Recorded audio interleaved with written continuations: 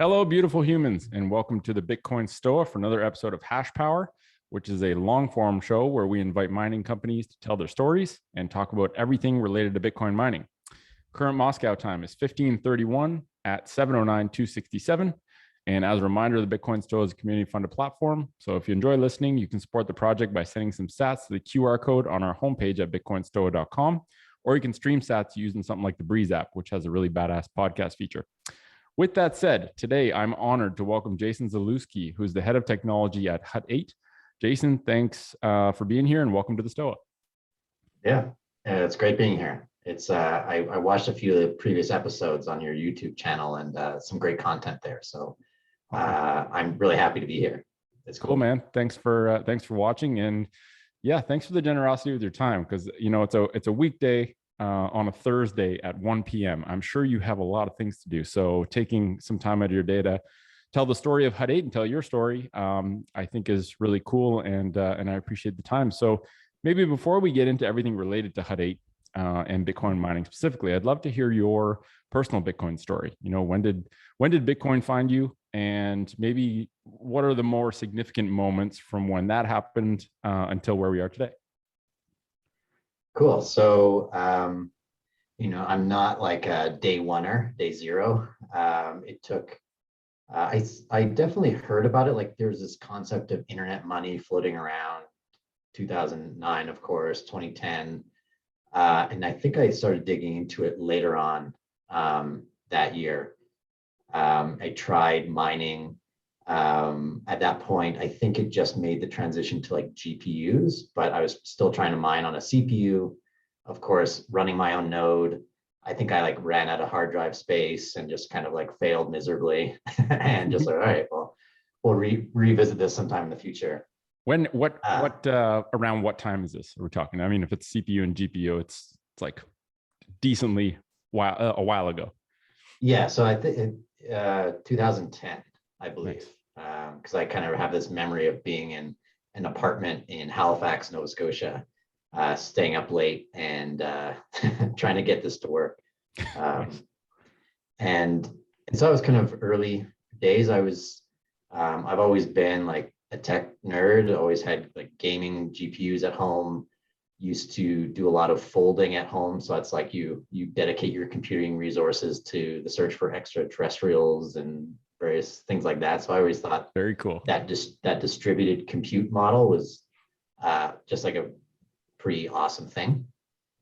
But it wasn't until likely like a year later when I went back to business school and started really digging into economics and thinking about monetary policy, US dollar, Bretton Woods, and just how money works. And then with the rise of Bitcoin and kind of the value proposition that it proposed, especially on the outcome of the financial crisis and like what does it mean to invest your money to hold this currency, and just sort of these really like nuancy things that generally no one really cares about or really knows about, but I think Bitcoin kind of helps bring those things to the forefront. And so it served me as like an interesting foil to be like, all right, I'm learning about economic policy, monetary policy, how the US dollar is like how all these commodities are US dollar backed and kind of the trade-offs and sort of diving deep into it. And that's really where it kind of like started latching on.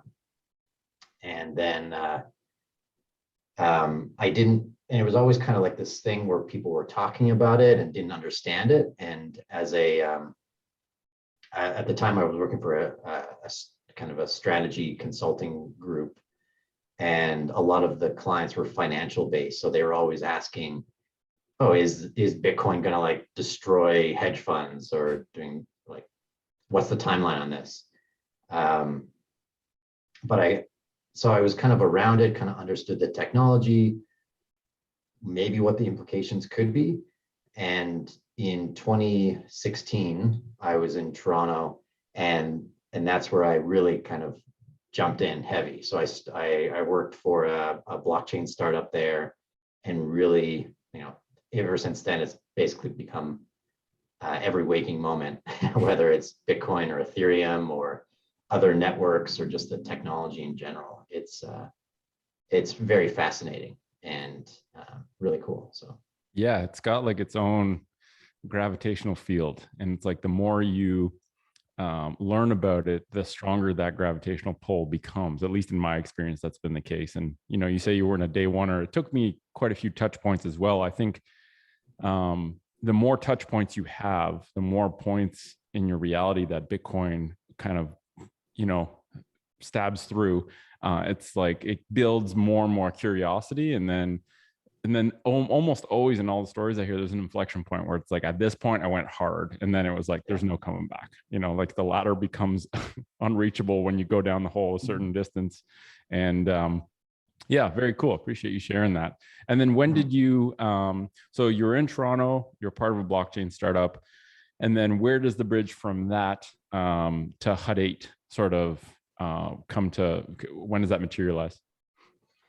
Sure. So as part of that blockchain startup, that's when I started mining at home as well. So so I've been GPU mining essentially since then, like on a small scale, like maybe just a single GPU. At one point I had 12 GPUs kind of mining in this whole thing. Nice. And I still have my original kind of mining rig beside me here in the office. Just as a reminder, it looks pretty janky, so I won't show it to you because probably like violates fire code or something. But so then after working for this blockchain startup in Toronto for a couple of years, I moved back out west, and the blockchain community is pretty small, and I was able to meet a lot of whether it was like hedge funds or investors or just like interesting people developing mining pools in the space. And then I started a consulting business. So I worked for a few different companies, and whether it's helping with their strategy or they were small Bitcoin miners looking to scale up. And so I just started immersing myself in Bitcoin mining, the ASIC kind of community, and had a site of my own in New Mexico. I was working with a company called Westblock, and it was a 7.5 megawatt facility. And I think one of the great things about Bitcoin mining is you can kind of do it yourself. Like it was a small team. It was basically just me, and then we hired some locals, trained them up to kind of do the on the ground work, and it just sort of it was really fun, really great. Like a lot of sweat, tears, and blood going into that facility. I'm sure that was quite a learning experience too, of just doing it hands-on at a bigger scale than like GPU mining at home. And I think just the notion that it's permissionless, right? It's like this Darwinian thing that anyone can mine Bitcoin. Anyone. You don't need permission from anyone. You do need to be able to compete on a level of either technology or energy, and at a scale that makes it obviously profitable for that to continue without losing money. But that notion that no one needs permission, you can just do it at whatever scale you want. There's something very cool about that. And I think that's part of why this network protection layer that is Bitcoin mining is so diverse and so robust, right? Because there's this beautiful incentive structure that changes over time as the price of Bitcoin changes and as technology changes and all that kind of stuff. But it really is like this fluid, growing, decentralized network that anyone is welcome to join. And there's something really badass about that probably appealed to you by wanting to do that. Yeah, absolutely. And that's I like that idea that anyone can make the decision on board and start experimenting and start mining at like a really small scale is really compelling. And that's, whenever someone asks me like, oh, how do I get into it? It's like, just do it. Like, yeah. Like, are you asking for permission? Like that's, your mind's going to be blown pretty soon once you start getting deeper and deeper into it. And so, I was operating these small mid-scale miners, 7.5 megawatts. I was also consulting on like a 10 and a 15 megawatt facility.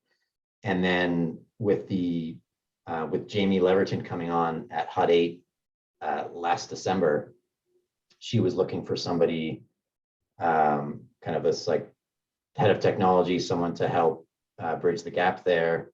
and for HUD8, whose operations are in Alberta, which is where I lived. And so we got in touch. We talked about it. I loved kind of her vision and her strategy, and was really excited about like scaling up and working for like a publicly traded miner at the scale that HUD8 operates at. And so I joined the team in February of this year. So Amazing. Yeah, and it seems like in the crypto world, it seems like it's like a reverse time dilation, where instead of time moving faster, it like moves slow. So like instead of I've been there, I guess, for 8 months now, and it seems like more like 4 years, right? Right. Just like there's been so much happening over the last 8 months, not only in the Bitcoin and crypto sphere generally, but also at HUD8. And yeah, so it's a super exciting time. I mean, it's always an exciting time to be into crypto, and you're never late at this point. Yeah, you're never late, and there's never a shortage of new information to catch up on. And I think that's part of the phenomenon of reverse time dilation, is that the more salient information you're coming across from day to day, the more time it feels that you're living within, right? Like this whole notion that people do jobs that are uninteresting, time flies. Like a year flies by because there's no relevant information to captivate you, to actually like pay attention to. And the inverse is true when you're in a really engaging job or industry where there's never a shortage of things to do with your time. It kind of makes it seem like there's a lot more time there. And I think that's a good thing. It means you're living instead of just like being or just like enduring. Let's talk a little bit about HUD8, because I know they were founded in 2017. They're based in Canada. They got a big facility. You have a big facility in Medicine Hat. And I think, HUD8's really a pioneer in Canadian mining, right? They were the first data mining company listed on the TSX. And part of the history that I didn't know about HUD8 that I was just kind of brushing up on this morning was that, because I've always wondered, like, where did the name HUD8 come from? And I learned that it was the building at Bletchley Park where Alan Turing created the machine that would crack the Enigma and intercept enemy communications in World War II. And I was like, oh, that's a great story. That's a really cool story. And, the work that happened in HUD8, in that HUD8, saved tons of lives and really transformed cryptography. And, when you mentioned Jamie Leverton coming on in December and really being captivated by her vision, what was the biggest thing that stood out when you spoke to her that got you excited about joining the HUD8 team? What was it that made her vision different or really got you excited?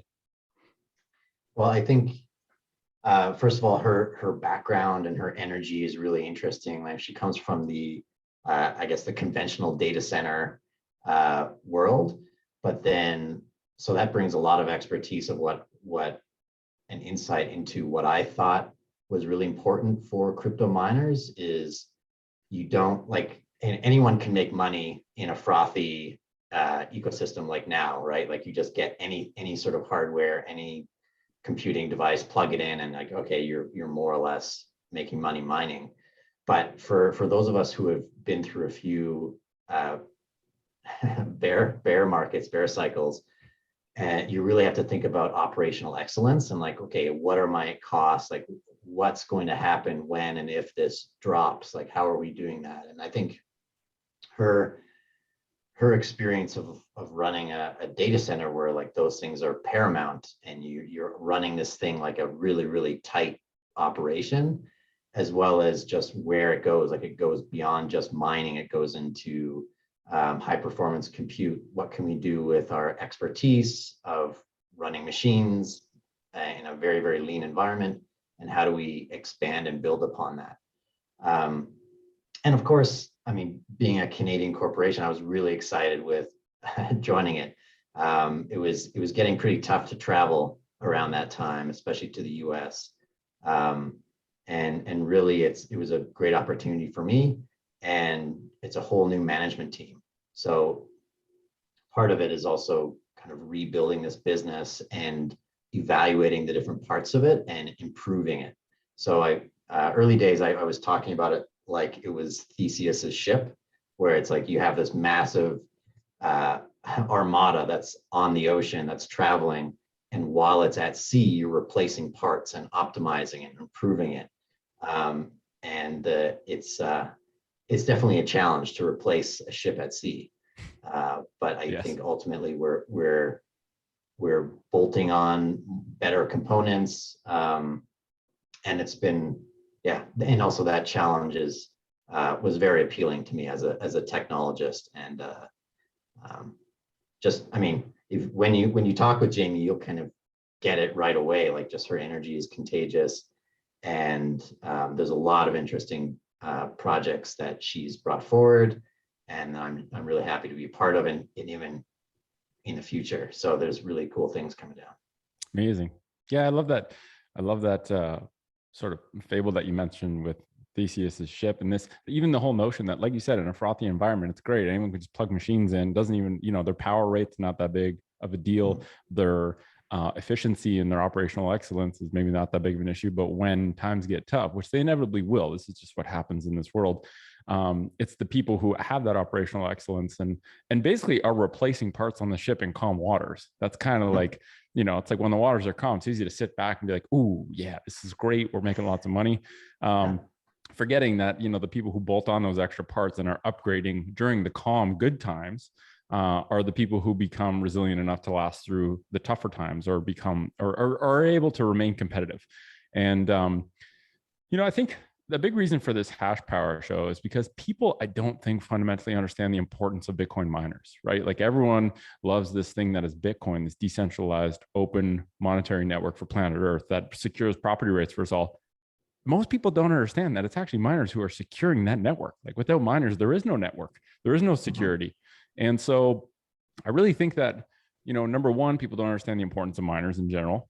Number two, there's so much bullshit out there that kind of discounts how important miners are, and actually starts to create a shitty narrative around miners, right? This whole, you're seeing it less these days, but somehow the amount of misinformation about energy that seems to somehow permeate the minds of the uninformed very easily really pisses me off, quite frankly, because, like, the people who deserve the most kudos and respect and love are actually the people who are taking the most hits, and what's your take on sort of where the importance of miners, and then this transition that we're seeing now from small scale, widely distributed miners to more of the bigger publicly traded miners? And, I had Bob Burnett from Barefoot Mining on, and he has this beautiful analogy of talking about, like, elephants, horses, and rabbits. Elephants being the big industrial, the big commercial publicly traded miners, the horses being the mid to small scale, and then the rabbits being the home miners. And how, a good ecosystem that's resilient has a bit of everything. What are your thoughts on the transition to the big miner companies, and sort of, maybe the pluses, the benefits that we get from that, but also maybe the vulnerabilities that can also come from that? Yeah, that's a great metaphor and analogy, and I think, that it's a great example to, like, illustrate the different sizes and how visible some organizations are versus other ones that are very quick and agile and can, like, spring up all over the place, versus these large elephants. So I definitely have worked my way up from rabbit through horse, and now I guess the elephant. So I think with there's trade-offs, and definitely as an elephant, we can leverage economies of scale and buying power. So, like, we can get brand new ASICs and equipment for less than smaller organizations, for sure, which really helps with like capital costs. But then also we are larger, right? So, like, the footprint on the whether it's a grid or the energy required is, like, much larger. It's not a rounding error. It's hard to stay invisible. But that's also where you really have to consider your operating environment. So in Alberta, being a very energy rich and not regulated market, there's opportunities for good strategic arrangements. So the arrangement we have with the city of Medicine Hat is one example of that, and where they have these, like, fairly large capacity, and they're an independent energy producer. So then they can make arrangements and commercial deals with whether it's like cannabis or miners or heavy industrial, light industrial, like they have the freedom to kind of decide what value they do that. So I think it's also just human nature and the nature of an organization to kind of centralize and gather resources to do these kind of scale operations. So like we can operate 109 megawatts with like 30 employees. And as a smaller organization, you probably have a little bit more employees per megawatt. Your costs are higher. You don't have as much buying power, but you're also critical to the network because you're like this smaller 5 to 10 megawatt or a home miner. So I think it's important to have these different ecosystems because as evident, like China, if you think about that as a large elephant or panda, when all those miners go away, like it's a clear impact on the hash rate, right? But also the network survived, like it didn't even blink. It's like, all right. Dude. So that was like that was the most beautiful demonstration of anti-fragility of Bitcoin's mining network. I think like that was like a perfect way to show it off, basically. Yeah. You know, obviously probably better not to have happened, but really good things came of it. And a lot of people talk about how, Bob Burnett gives the metaphor of food being energy. In this ecosystem, in this metaphor of elephants, horses, and rabbits, food is energy, water is ASICs. And you need both in order for these organisms to survive. And this whole notion that like there is abundant food. We are not short of food. For people who talk about Bitcoin use a lot of energy, well, number one, if you understand how important sound money it is for planet Earth, then Bitcoin should use way more energy. And I hope it does. And number two, if you understand energy consumption of the network within like an actual zoomed out balanced perspective, you realize it's actually like a fraction of the world's wasted energy to secure sound money. Like it's a bargain.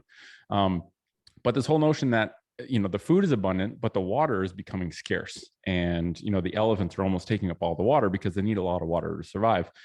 But so people talk about how it's centralized, so there's a centralized attack vector, politically.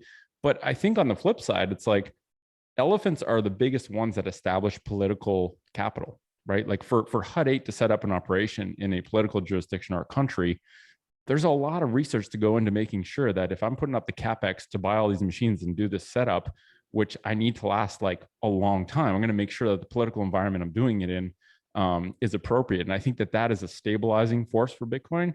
And I also think that people underestimate how important these big operations are in terms of shock absorbers for the energy system, right? To put unused energy to productive use, and then also be able to level down if they are grid attached to balance out like energy extremes. So I think there's like a lot of really important things with, and the other thing that I think people underestimate is this whole notion that if you're a big company, you're publicly traded and you have access to capital, you don't have to sell your Bitcoin for CapEx. And that is like a very important element. And I think HUD 8 is the OG hodler of miners. And we'll talk about that a little bit later, but this whole notion that Bitcoin miners are extremely important. They secure the network that secures every individual's property rights. And, I love Michael Saylor's 7 layers of protection: energy, technology, political, financial, network, spatial, and temporal. The first 4 layers are largely provided by miners, right? Energy, technology, political, and financial.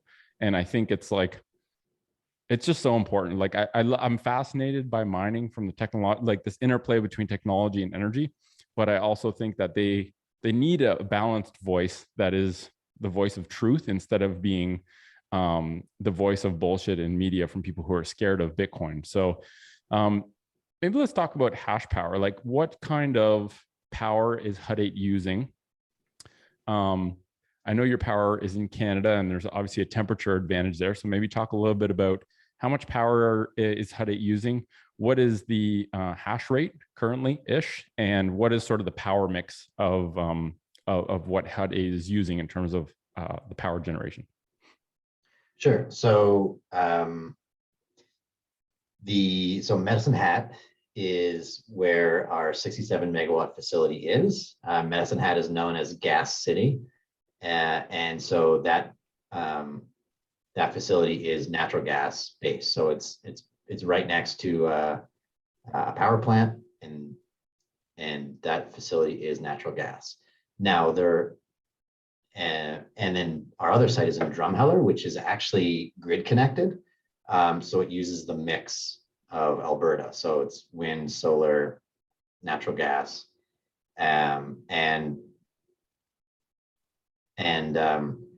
so a lot of kind of the energy mix that we're looking at is, well, it's like, all right, well, what's Alberta doing? And there's a ton of solar and wind projects coming online over the next couple of years.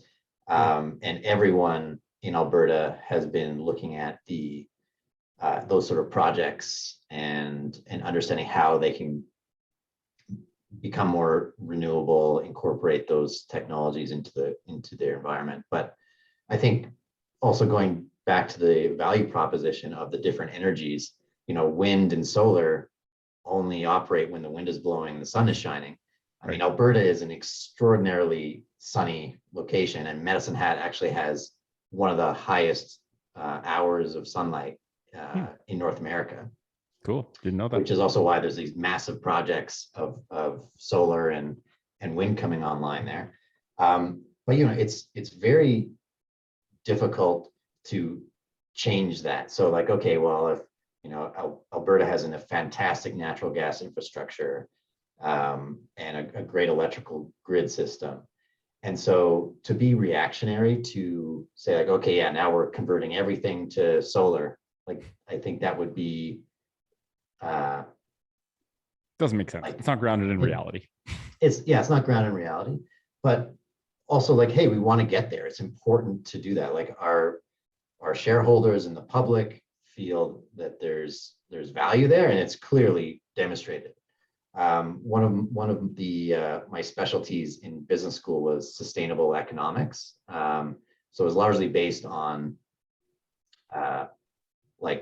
it was on the east coast of Canada, so it was largely steeped in like forestry and fishing and aquaculture and those sort of things. But the similar principles are there, and it's like, all right, well, like we want to be able to mine with no emissions. Like, hey, that would be great, right? Like, but how realistic is that? What's the cost to get there, and what timelines are we looking at? But there's also some really interesting innovations happening in the province and the country of Canada around alternative sources of like small nuclear reactors, these interesting things that are happening. And I think to what you were talking about earlier is mining and miners have a really important role to play because they can advance that technology because they have this really strong business case and a very consistent load. And I think there's a lot of misunderstanding of how like the grid system works and how energy is transported around. And you're using the metaphor of water, and that's also a great analogy too, where if you look at municipalities' water systems, it's actually pretty astounding how much water is wasted, like lost through leaks and other things. But like people, all they see is they turn on the taps and water comes out and they're like, oh, perfect. Yeah. A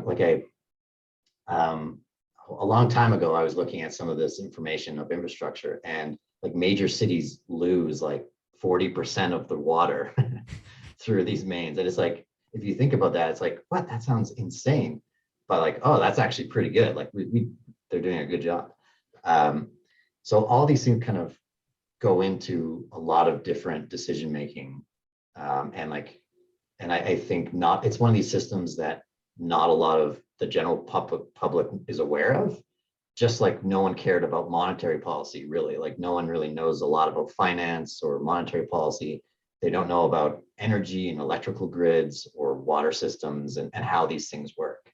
Yeah, I think to truly appreciate this in a meaningful way, you need a freaking deep understanding of complex dynamic systems. And like most people are coming at this with a news headline, which is automatically biased. And half the time they don't even read the article. They're like, oh, well, Bitcoin takes a lot of energy. What do you think about that? It's like, well, maybe you should learn about energy and Bitcoin and money first, and then we can have the conversation. Because otherwise it's like, I don't exist to teach you about energy. You need to take some responsibility. And I think, I think it's important to understand like the incentives of Bitcoin mining. Because, I think it's Munger that says, show me the incentives and I'll show you the outcome. And the fact that Bitcoin is incentivized to use cheaper energy, which renewable energies are cheaper.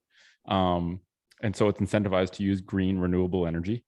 Bitcoin is incentivized to use untapped energy that is too expensive to transport from source to use. And the fact that Bitcoin literally just goes to source and can use all these untapped sources of energy is super powerful. And so if you look at it from that perspective, it's like Bitcoin is constantly hungry and incentivized to seek out underused energy and renewable energy. Therefore, that's where it's going to trend, right? It's not going to happen. You can't just like blink and have everything be turned over, right? Sustainable also means sustainable business. If you drop everything and try and go full solar and the business collapses, that's not very sustainable either. And so I think it's just like, we know where the lighthouse is. We know where we want to get to. We want to get to more sustainable energy. We want to get to better efficiencies so that we can, from a business standpoint, increase our profitability. But profitability also aligns with our societal incentives. And this is beautiful game theory of Bitcoin, whereby people acting out of selfish nature also acts in our collective nature because the incentives align. And I think without going too deep, you don't really understand that perspective. And so the fear around energy is probably real. But I mean, for example, most people don't realize that like a large percentage of global energy production is straight up wasted. And I think the stat that I saw from the last Bitcoin Mining Council meeting was that Bitcoin uses 0.3, the entire Bitcoin network uses 0.3% of our global wasted energy, not of global energy, of wasted energy. And most people like don't even know how to compute that. So as people become more informed, I think things will improve. But yeah, it just really frustrates me that everyone shits on miners when miners play the most important role in this whole thing. And yeah, I'd like to talk about this whole notion of like the fourth industrial revolution being where we are now. Like we're breaking into the fourth industrial revolution. And, Bitcoin is sort of the native digital currency that acts as the foundation for this world we're building during this fourth revolution. The first one was mechanization with steam power. Second one was mass production, assembly lines, electricity. Third one, computer and automation. And now we're looking at, 3D printing, AI-based automation, and Bitcoin as the foundation for how this society and culture is going to work. What are your thoughts on the role that Bitcoin and Bitcoin miners play in this sort of fourth industrial revolution to a better world? Like where is that something that is on your radar or that builds sort of a sense of purpose for what you're doing at HODLing? Because I think it's pretty badass. Well, yeah, I mean, I think it's subtle, but it really changes the paradigm. Like I think, there's a lot of, so if we back up to even thinking about like the printing press, right? And that was a technology that allowed information to be widely distributed at a very low cost. So, and also kind of incentivized gathering in groups, right? So like then that's where you get these like nation states, because you have a similar language, and the printing press produced material like probably in the most spoken language or the most read language or understood language. And then now you start having these like geographic barriers or geographic regions of like, okay, we speak this language, we speak this language, these are our values, these are values. And then building on top of that, throughout history of, internet revolution, how the information then is freely distributed, but also individuals are also printing presses, right? So instead you had this like big kind of centralized force of, okay, here's what you can read, right?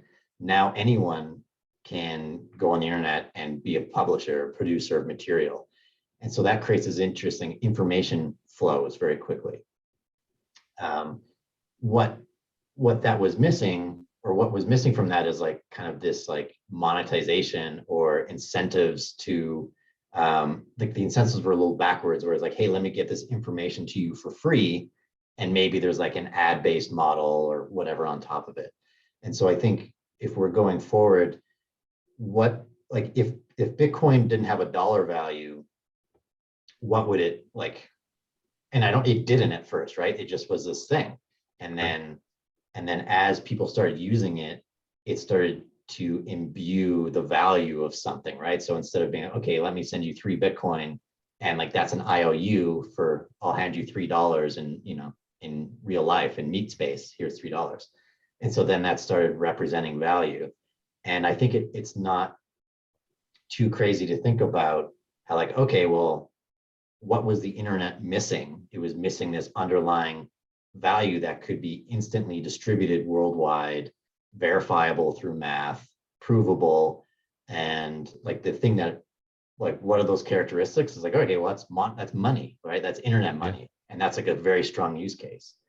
And so now if we think about the printing press that encouraged the nation states, now Bitcoin is this global currency. And with what's happened over the last couple of years with COVID, and like now people are moving out of like city centers, they're moving more rural, and they can work on projects globally, they can get paid in Bitcoin or crypto.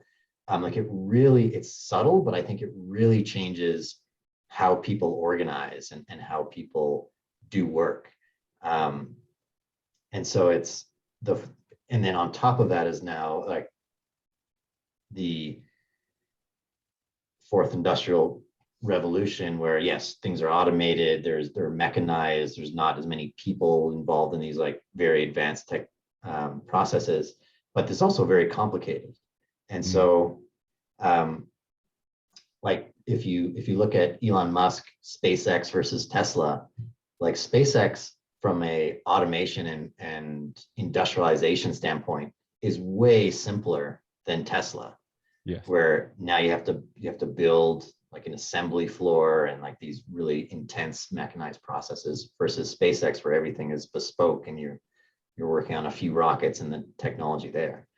Um, and so it's yeah, I mean, if you change the underlying foundations of how a society is built, then you're going to get really interesting things as an outcome. Yeah, And and so money, yeah, that's really an element we've been missing up until now. And people shit on the fiat system, and surely there's a lot to be desired there, right? Like there's a big problem there. But until now, like for a long time, it was the best we knew how to do. And it's always those transitions into a new paradigm are always kind of messy, but they're necessary. And I think this whole notion that viewing money as the base layer communication medium for society to coordinate, right, to facilitate trade. And that now when we say society, we're actually talking about a global world, right, a global interconnected world. And even what you're saying about Tesla, it's like not only do they have mass scale, they also have a global supply chain whereby force majeure will say that one thing in that supply chain will probably get messed up, and that could halt everything. And so the complexity, I think, is a lot to deal with, and a really complex world calls for something that can serve as a value communication medium for this complex world. And fiat is just no longer that, right? It's still in the age of the printing press where nations are siloed, right? And you have this friction where if you're trying to converse with another nation through the language of value, you have all these hoops you got to jump through. You got all these companies that are taking a piece, and it's just inefficient. And I don't even think we've never had agency until 2008, right? And now we do. And now now that the fiat system is kind of hitting the end of its cycle and failing, I think people have a reason from a pain perspective to actually be curious and want to inquire about how money works. And I find it really weird that we never actually learn about money. And we never, I come from a health background, and we never learn about health either. And like, what two things are more important than money and health in terms of living an adult life? And so, yeah, I think now people have a reason to, and as Bitcoin gets more coverage and gets and kind of disperses, people are all of a sudden have a reason to learn about money because they actually have choice. And yeah, I think it's very interesting. I think it's like a Bitcoin world's a better world because it's a fairer, more transparent, honest, open world. And that's not something those aren't words that have ever been associated with money, right? Where everything's done behind closed doors and essentially where we're all getting ripped off every day. And we've just accepted and normalized that that's the way it works because most people don't know how it works.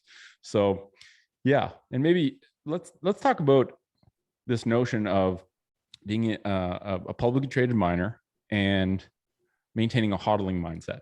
because I think HUD-8 has really been sort of like set the bar pretty high in terms of being the OG hodler of the Bitcoin mining world. And this new world where as a publicly traded company with access to capital, not needing to sell your Bitcoin, you compare this to gold mining, for example. Gold mining companies, they mine gold, they sell the gold right away. And if that tells me something, it's that gold mining companies don't even believe that gold is valuable because they just want to sell it to make their money. And, sort of contrasting that to a company that mines Bitcoin, that creates Bitcoin, and instead of selling it, maybe because they don't have as much pressure to sell it, holding it really indicates to me that they have a belief that that's going to be more valuable in the future. So how big, in terms of like the exchanges that you have as a core executive team, the HODLing mindset, where does that come from? And sort of what is the, I guess, business strategy side of holding Bitcoin long-term as a company? Well, I think you basically have what you said. It kind of hits on it, where it's sitting down as a management team, looking at our treasury, talking about the future, and it's like, okay, well, we can do a couple things, right? Like we can sell our Bitcoin to cover expenses, and then that's how it works. But then, I mean, you look at the value even just in the last couple of years, where like the value has increased in Bitcoin, and then as we see S&P 500 companies like having it on their balance sheet, is like, okay, well, they share the belief, and so we can be better than just gold miners, right? And yes. I think there's an interesting dynamic there where it's like, okay, well, why weren't gold miners like banks, or why didn't they earn interest on their holdings of gold? And I think who knows why? Like the systems weren't set up for that. And I think we, as HUD-8 generally, this HODL strategy just kind of made sense, right? Like we're accumulating this digital asset for less than what we could buy it on the open market for, and then so it gives us a big margin of like, all right, well, what's our break-even cost? What's the market value of this stuff? And then like, all right, well, let's hold it. Perfectly liquid. Yeah, you can sell it 24 hours a day, 7 days a week, whenever you want. Now we have lots of protection and custody on it, so it's in deep cryo freeze, our treasury, but it just makes a lot of sense. And if we don't have to sell, we won't. Now I think that's our strategy, and that's what we've communicated. And I think there's other opportunities that unlocks, especially as the crypto financial instruments mature, is now we can do things with this scarce resource, like earn interest on it. We can use it as collateral. We can do all sorts of things. And it really, it provides more flexibility than selling it. Yeah, for sure. And I think it's brilliant. I mean, from a fiduciary responsibility to build shareholder value, like it makes a whole lot of sense. And if you look at the past year, you essentially get vindicated for holding Bitcoin because you're like, that's the best thing you could have done for shareholder value. I think another really interesting perspective is that this notion that a lot of the big companies, pensions, hedge funds, like all these big like endowments, they're not really allowed to buy Bitcoin right yet. Like there's a lot of hoops to jump through. It's like a year or multi-year process to get this changed, but they can buy securities. And as a security, HUD-8 is essentially direct exposure to Bitcoin because of how many Bitcoin they HODL. And I think that's a really interesting opportunity for those people who cannot buy Bitcoin directly to essentially do the next best thing, whether it's a MicroStrategy or a HUD-8 or any company that's holding Bitcoin on their balance sheet is essentially direct exposure to Bitcoin if they're publicly traded. And I think that's a really cool thing. And it's not something that was immediately intuitive for me, but now makes a whole lot of sense after hearing people like Saylor talk about it. And I think that's a really big competitive advantage to people, to companies that HODL. And I think it has to be, there has to be transparency, and there has to be obviously agreement on behalf of the core executive team that this is the right approach. But I think the value proposition and sort of the benefit of that is only getting reinforced more and more as time goes on. And so, I think it's really kudos to HUD-8 for just being the people who lead by example. This is probably more directly in your wheelhouse, which is like the conversation about the future of mining and sort of, okay, if we look at the next 5 years, what is the interplay going to be? So you obviously have great access to power, based on where you are. And I find it really curious too, that the fact that you're in a cold, windy environment actually, and correct me if I'm wrong, does that reduce some of the energy that you have to spend to dissipate heat if being in that kind of zone? Like, how is that an advantage being where you are, in terms of like the mining operation? Yeah, I mean, simply we don't spend any power on cooling largely. Nature does it for you. Yeah, nature. So if you've seen photos of our facilities, like they're set up specifically to take advantage of just the prairie winds that kind of sweep in and pull all that hot air out. Cool. The only active cooling that we use on sites are the fans that come with the miners, and of course you have control over them, so you spin them down. It's like very small percentage, like it's like single digits, 1 or 2% the amount of energy that we use on cooling versus hash rate. So very cool. yeah. And yeah, back to the kind of point I was making. You have access to energy. You don't have to pay to cool your machines. The technology element, this whole notion that, like every 3 years, we're seeing this evolution in ASICs where like from an S9 to an S19, and correct me if any of these numbers are wrong, but from my understanding is like intergenerationally, you're looking at like a 5x efficiency increase where like an S19 will get 5 times the hash rate if energy expenditure is held constant. Do you foresee that continuing? And with companies like Square expressing interest of getting into more probably home mining rigs, or Blockstream acquiring Spondoolies and looking at creating ASIC manufacturing, do you see there being an incentive now to switch over to the technology innovation side? And do you see that increase in efficiency continuing into the future? Like let's say like 1 or 2 or 3 generations into the future, is that still something that you're using to make projections of like machine durate, how long a machine lasts for, and at what point you have to kind of get into the next generation of machines? Do you see that continuing to evolve? Yeah, so that's, I mean, generally a way to look at it is like Moore's law is a pretty like well understood phenomenon that Intel kind of it's less of a law and more of a decision, a strategic decision that Intel made, where it's like, hey, every 18 months we're gonna double performance and half power usage. And so the original ASIC miners were whatever, some nanometer, whether it's like 32 or 64, and then now we're getting into like the 7s and the 5s, and we're kind of approaching I don't really see the next generation in having that same doubling as the difference between an S9 and an S19. Like we're going to continue to see iterative improvements, but like they won't be as vast as that. Right. But I still think the current generation of miners, we should see like a 50% improvement over, like we'll start seeing ASICs being released that over the next year that are kind of in that iteration. Which isn't insignificant. I mean, it's not like a step function like the other ones, but like that's still at scale. That's pretty significant.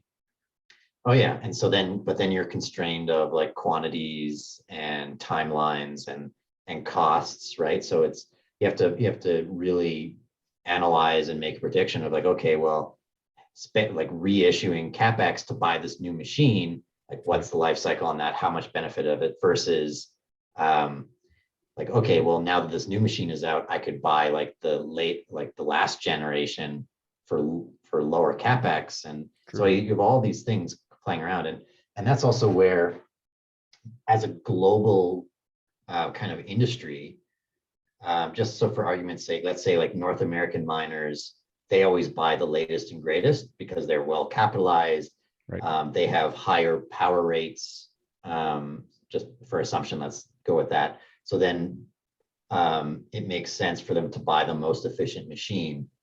And then what they do with their older machines is either, well, keep them running, but if they're constrained by capacity, then it's like, okay, well, let me sell this less efficient miner to another company somewhere else that has different costs and maybe risk tolerances and all sorts of things. And so you see this flow of ASIC miners go from like, okay, like who are the well-capitalized companies? And then if the last generation of equipment flows down to these other companies who can still operate and they contribute hash power to it. And I think it's a really fairly efficient market where there's, somebody will source it, and there's a burgeoning retail and secondary brokering market for ASICs. Yeah. And that's really where you find out what the cost of these things are. Now, getting back to the advancement, like we are going to see these iterative development, but I don't think we'll see like these huge step functions and like this massive acceleration. But and it comes back to like what the economics of mining is, right? So, right, and the halving is always something where it's like it shocks the network, right? So if you are a miner who doesn't have the most efficient machines, and then you walk into the halving, like now your revenue is like half, right? And so you have to take that in consideration. And I mean, these are known things that are happening, right? Like you can look at the code and be like, okay, March 2024, like that's when my revenue is halving. It's predictable. But then if Bitcoin right now is at 65, if it's at 100, if it's at 150,000, like, that changes the economics stay with that. So like it's this interesting equilibrium of all these pieces: energy price, ASIC efficiency, price of Bitcoin, difficulty of the network, of course, and all these things kind of go in. So it's constantly changing, but I think like every miner who's sophisticated is evaluating these sort of things and planning it out. But the most difficult thing, of course, is forecasting the Bitcoin price. Yeah. And I guess underlying all of that is still operational efficiency, because even through all these variables, you still need to be able to maintain a lean, well-oiled machine in order to have enough of a competitive advantage that you can, maybe that affords you to make a wrong choice on a single variable. If you have a really good operational excellence, and that's a buffer to give you some resilience. And I love this notion of the trickle down of technology, right? Like if you're in Brazil and there's a hydro dam that is not being used because not enough people there, well, you can probably get the least efficient ASIC there because your power cost is essentially zero. And so that's still a profitable machine to operate in that environment. And this notion that it's a truly free market, like the market for ASICs, there's a shortage right now, but that's a truly free market. And when, like you said, when the big companies get the new hot off the press cutting edge tool, they then have a decision to make, like, do we keep our own machines plugged in, and where's our energy power cost threshold whereby those machines are no longer profitable, or like you said, if there's just capacity in there. And so it's like this is how 8 months turns into 4 years, right? Like the chessboard is constantly getting rearranged and changing. And as much as there is certainty with like the halvenings and sort of like maybe your power cost, if you have long-term arrangements, the price of Bitcoin is one of the chief elements in terms of profitability of Bitcoin mining. And that is a fundamentally uncertain, I think we can see from history that it's probably just going to keep going up, but the rate at which it goes up and how that affects your daily operations, you need to be dynamic to be able to adapt to that. What place do you think, like I start thinking of, okay, Jack talks about how Square is going to look into open sourcing home mining equipment. You got Elon putting together Starlink, which is going to basically distribute the internet to anywhere in the world. Do you see home mining, do you see the rabbits being a more important part moving forward? Like the way I see it is like, it's probably good that we get a lot of rabbits, right? Because to really decentralize and make us nimble, but it's more of like a securing through decentralization thing than an actual like I don't think Jack's machine is going to boost up hash rate significantly. But I think it's a good thing overall. How big of a role do you see home mining playing moving forward? in terms of like the whole ecosystem? Will it be bigger than it is now? Do you see it being more for stability and decentralization than for actually something that's people are going to do for profitability to make money from? Like, where do you see that playing a role? I won't quote you on this, but I'm curious to hear your thoughts. Well, I think so. Like the ASIC manufacturing has transitioned from like European centralization to Chinese Right. manufacturers. So, but it's, if you look at the supply chain of what goes into an ASIC, like by far is the wafer chips, right?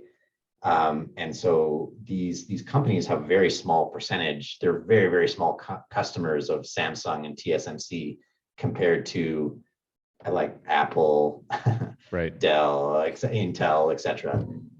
Well, I guess Intel now, Intel's an interesting company to look out for as well in terms of now that they're doing they're becoming more of a third-party foundry. I think they're an interesting company to look at to see where they go.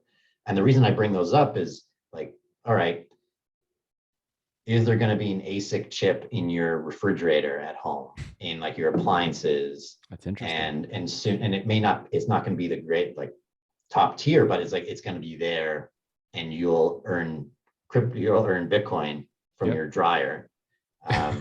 Maybe it subsidizes your power slightly. It's not Yeah, going to make you rich, but like that's a really good point. I never thought of. There's computer chips in everything. The Internet of Things, everything might have an ASIC component to it and be working for you. If there's extra juice that it can allocate to hashing instead of just refrigerant, like that'd be pretty cool. I never even thought of that. yeah, and I think like when a major computer manufacturer, if they're not already, takes a hard look at like Bitcoin mining, Yeah. and like they will transform the water, right, the water source, Yes. and like it'll become like an event. Like everything mining is also a race to break even, right? Like basically the difficulty ramps up as more miners come on, the break even. So like the economics of the network are incentivizing operational excellence, having the most efficient hardware, being able to survive the ups and downs. But eventually it kind of points to a commoditization of the hardware, Yeah. just like the computer industry.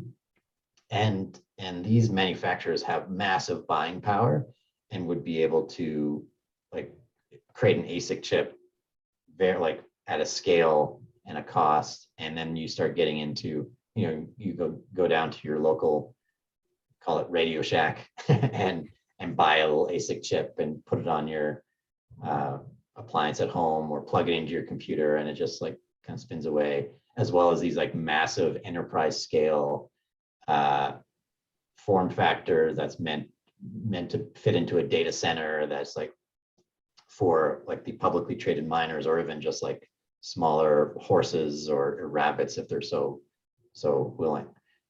So I think that's kind of inevitable, but on what time scale, I'm not sure. It really Right. depends on these companies and their manufacturing and what they deem to be it. But yeah, I think I call it, let's say by 2032, when the block reward is like, way low, and transaction fees are starting to be the majority of what we see on a daily basis, then that's probably where the commoditization will absolutely happen.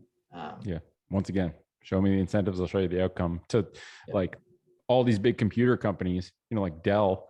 I don't know how many laptops Dell's still selling. Probably selling a lot of computers, but they have this like new invigorated industry that just popped up that they can now become part of and can be quite profitable, right? Maybe it's way more profitable for Dell to put a computer chip in an small ASIC unit than it is for them to put it in a laptop. I don't know, but eventually that ends up going on all the radars.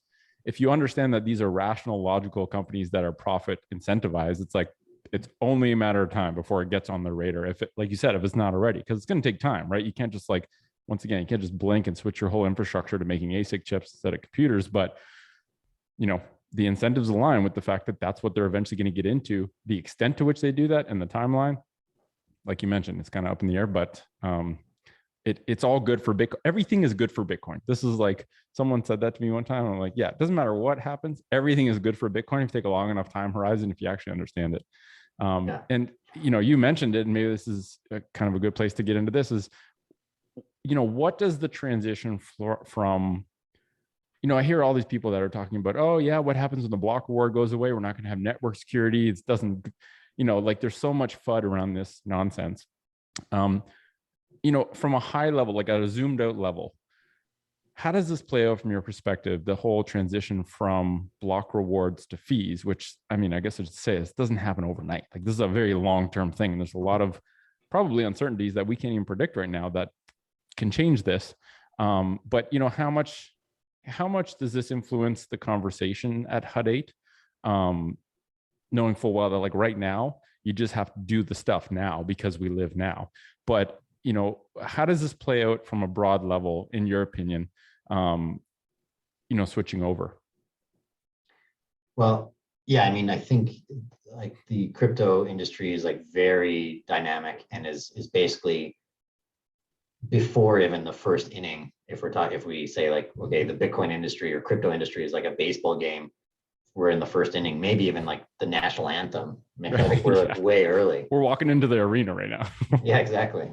And there's a whole bunch of things that will be layered on top of Bitcoin, and whether it's daily reconciliation or like I think Lightning Network is a great example where it's like, okay, well, like Bitcoin wasn't good for transactions, like okay, like enter Lightning. It's like, okay, now that's great, and it settles on the Bitcoin blockchain, and other networks will settle on their native blockchain or Bitcoin. So I think smart contracts coming in, and there's going to be these layers of technology and usefulness on top of the Bitcoin network, which will fees are going to be there. Like that's the economics of the network. And so the more it's used, the more fees will be there. Bitcoin does have like a transaction limit, like at the core. And so you can kind of do some calculations to be like, all right, well, if I'm a miner and I'm earning this much now, what's the value of Bitcoin going to have to be for me to like maintain my income, right, for revenue streams? And those are like orders of magnitude, right? Like if it's 65,000 now, it's $6.5 million is what price of Bitcoin needs to be. But I think that's also like, that's looking at the economics based on where we currently sit, opposed to like, what's it going to be in 4 years from now, 8 years from now, 12 years from now? Like the speed of development and adoption of these technologies is like rapidly increasing. And so to say, to spread FUD based on like, oh, it's going to go down to transaction fees and miners are not going to be able to secure the network and it's going to be vulnerable is like way premature, because like they're looking at the current environment and like straight lining it forward, right? Yeah, they're basically trying to call the World Series, and we're in the first inning of the first game in the first for the two teams that are playing today, and they're trying to call the World Series. And I kind of did this thought experiment with Bob where it's like, the experience of buying a house right now is shitty, right? It's like in the olden days where you need lawyers and you pay. There's a huge amount of friction of doing a transaction to settle the ownership of a house. And this whole thing of like, well, okay, fast forward 20 years, it's not hard to see that settling a house will be done on the blockchain, and all of the legal fees that I pay will be built into a fee market to get space in that block. And you can say the same thing with a car, with a business, like any major transaction that you need to settle in a trustless way. You can eliminate a lot of the legal friction and bullshit by simply rolling that into a smart contract and putting a portion, even if 50% of the friction and fees associated with switching ownership of a house goes into a fee. Like that's a whole new paradigm that we can't even imagine right now because it's so far in the future. And so I think if there's anything that I've learned, like Bitcoin figures it out. Like the collective intelligence of everyone using Bitcoin and the efficiencies that this new thing creates, and the potential for things we haven't even thought of yet. I think that's the big key element, is right. If you're trying to extrapolate from today based on what we have available today, like you said, obviously you reach a dead end because we're not at that point yet. And yeah, I think it's almost like wasting. It's fine to like think of these things, but it almost, I can't help but think it's almost like wasted mental energy to think of something that you have no context to even be able to predict. So, and clearly, it's like clearly people are thinking of this, right? If you run a publicly traded mining company and there's a lot of money at stake, this is something that is in your mental model of how to make projections, but it's also probably not going to be so heavily weighted at this point because there's still a lot of variables that are uncertain. So yeah, man, I appreciate your take on all this. I think, what does a day-to-day life look like in the chief technology officer of a mining company at a high level, without getting into too many details? Is it mostly research? Is it mostly meetings? Like, what does a day in Jason Zaluski's life look like at HODLing? This is like a selfish curiosity. Well, I mean, it kind of shifts. There's definitely a lot of meetings, but it's all kind of project based, and I mean, we're under a lot of expansion. We have a lot of new equipment coming, basically until December 2022. We will be getting new ASIC equipment every month. Whoa. And cool. So at the lowest point, like 1,000 units per month, 2022, which is like, so capacity planning, as well as, I mean, there's a lot of, I mentioned earlier, Theseus the ship, like we're replacing components, we're understanding some things in place, like how do we improve it? Is this a good fit for our strategy going forward? How do we move forward and progress and advance this?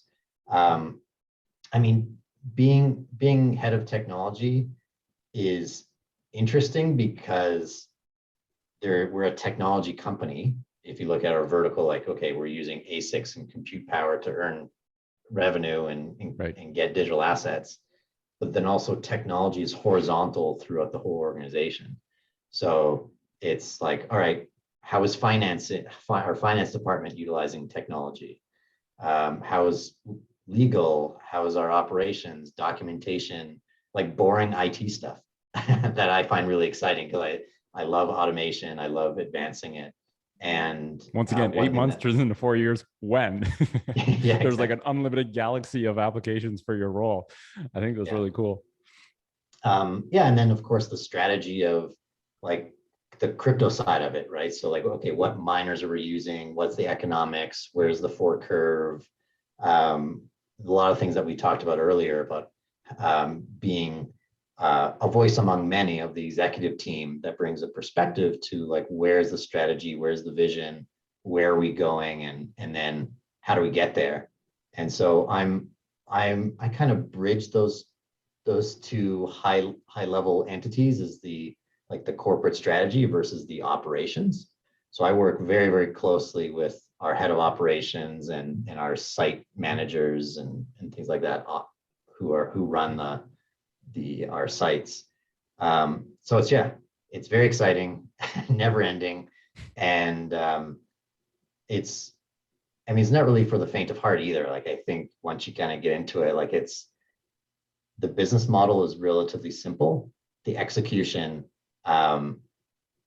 is where the complexity, and especially when you talk about operational excellence, that's where you differentiate yourself.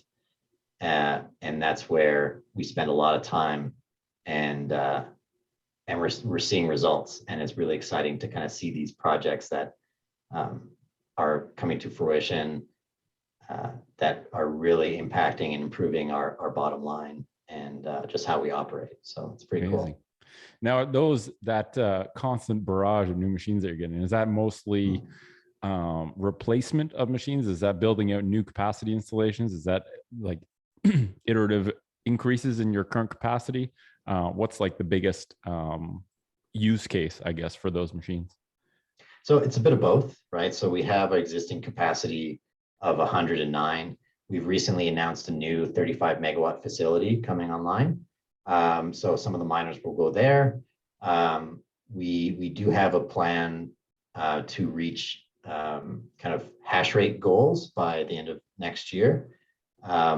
And so it's kind of a mix, right? Like, you can achieve that hash rate by getting new miners and increasing your efficiency, and you can also get there by expansion.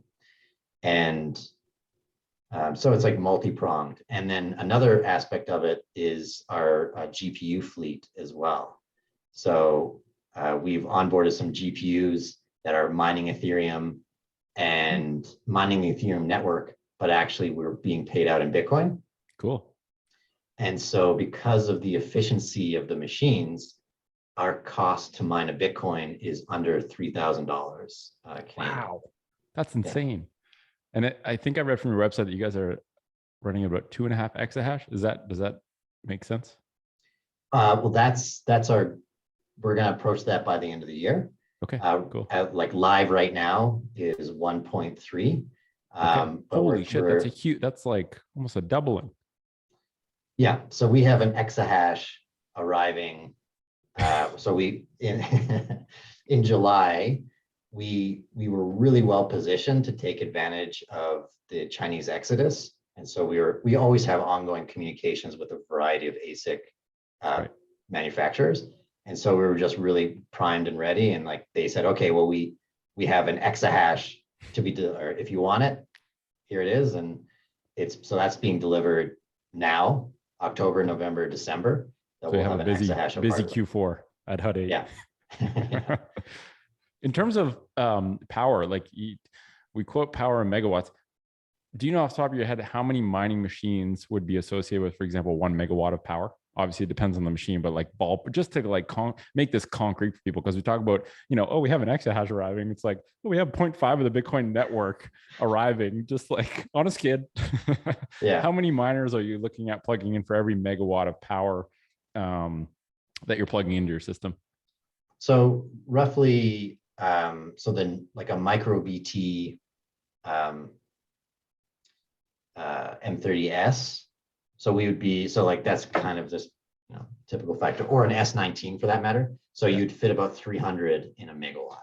Okay. So that gives some perspective, because when you got 300 a megawatt over like 110 megawatts, that's a large conglomeration of computing power. And I think it's so cool that literally just the notion that computing power, taking meat space energy, feeding it into computer power, and the output being the world's first sound money is like, it seems like a sci-fi movie from like if 10 years ago you saw that in a sci-fi movie, you'd be like, oh, that's kind of crazy. I don't think we'll ever get there, but like that's reality. And it's it almost still seems a little bit surreal to me. Even I've been in Bitcoin, like in the Bitcoin space since 2015, lightly at the start, but more so recently. And it still seems like, it feels like I'm gonna wake up one day and be like, oh, I just dreamt of that. That was too crazy to be real. And it is pretty cool. Let's go through some rapid fire questions. So these are, whatever comes to the top of your head, long answer, short answer, doesn't matter. And then we'll wrap things up. And I want to be sensitive to your time here. So what's your favorite Bitcoin book to recommend to a complete newbie? Wow, it's good. I would probably, Bitcoin book, I would point them directly to the white paper. I think that's the easiest to consume. It's fairly short, very concise. I think the other books kind of echo it and some flush out some of the ideas, and then some go into like the finance and the monetary policy and things like that, like the Bitcoin Standard, or a few books like that, or even Blockchain Revolution. Like I think that takes the technology perspective. But yeah, I like that. Bitcoin white paper. Go straight to the source. Yeah, and then find out what you're interested in. Like, do you lock into like the money aspect of it, and then they're like, okay, well, like here are the books that you read now. That's like everything to do with like the monetary and sound money aspect to it. Or are you really keen on the technology and the Byzantine fault tolerance? And like now you go into probably more of like the O'Reilly series of like how Bitcoin works and cool. Things like that from and there's go to forums, go to like you can kind of once you like peek over, you just like down the rabbit hole and off you go. Then it's a maze. There's no shortage of different directions you can go.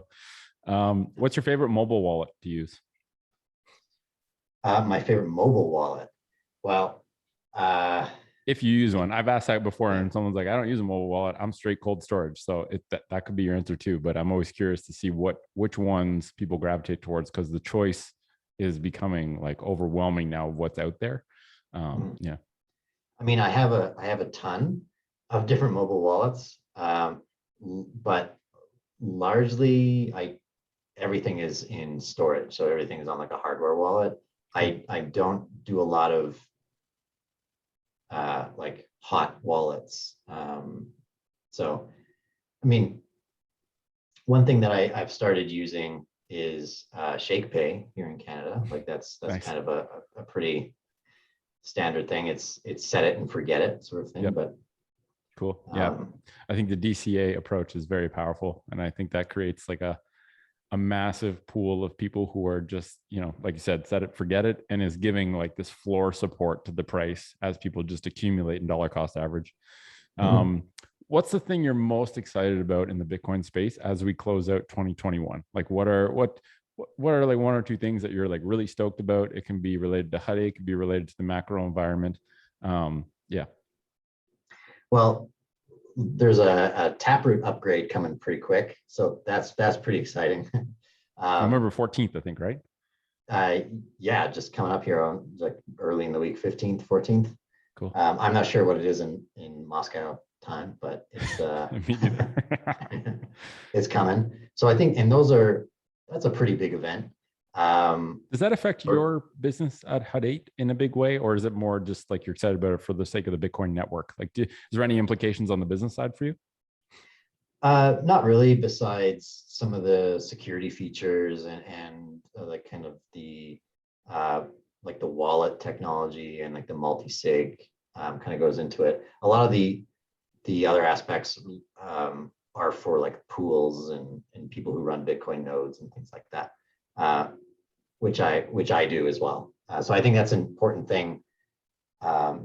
Very much like mining, like I kind of feel like anyone who's into crypto uh, should or could be mining at some level, right? Even if it's just GPU, like it's a single GPU doing it. I think it's um, contributing to the network, same as running a node.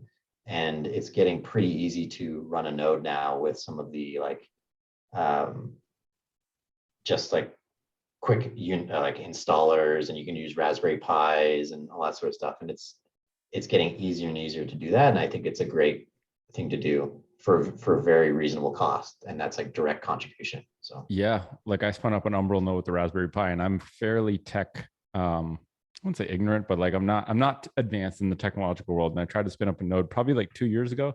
And as soon as command line prompt came on my screen, I was like, "Yep, I'm out. I'm gonna try again next year."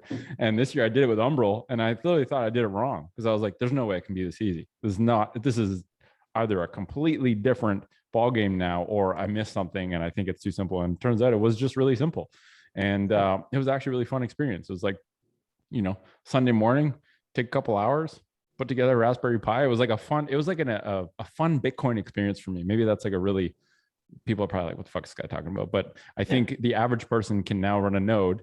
And even just from the standpoint of seeing the guts of how this thing works and seeing each block go through is like a very interesting peer into the mechanics of how Bitcoin, the organism, works. And Umbrel's constantly adding new apps to put in there, and just like the pace of development, especially in Lightning, and even just like dipping my feet into the world of opening up a Lightning channel and seeing what that's all about. It's like a whole different world. And the first time I sent like 100 sats to someone for basically 0 sats, I was like, oh shit, it's here. Magic internet money that's free and instant is here. And it's like, yeah, it's pretty special. Well, Jason, thank you for your time. Thank you to the entire HUD team for leading us through this fourth industrial revolution and basically protecting all of our property rights, because like it's super, super important. And I think most people, you learn about Bitcoin either through curiosity or through pain.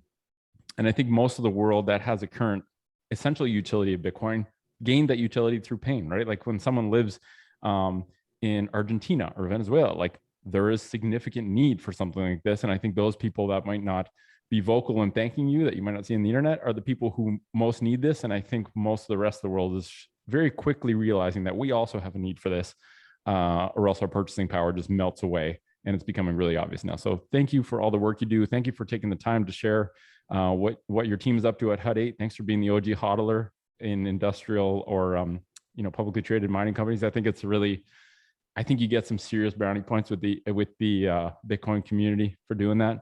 And to everyone listening, thanks for being here. Thanks for your time. If you enjoyed the conversation, you can go to bitcoinstoa.com, send some sats to the QR code on our homepage. And that's it for today. Thanks for listening to Hashpower. Wishing you all a great rest of your day, and ciao for now. Thanks, everyone. Great chat.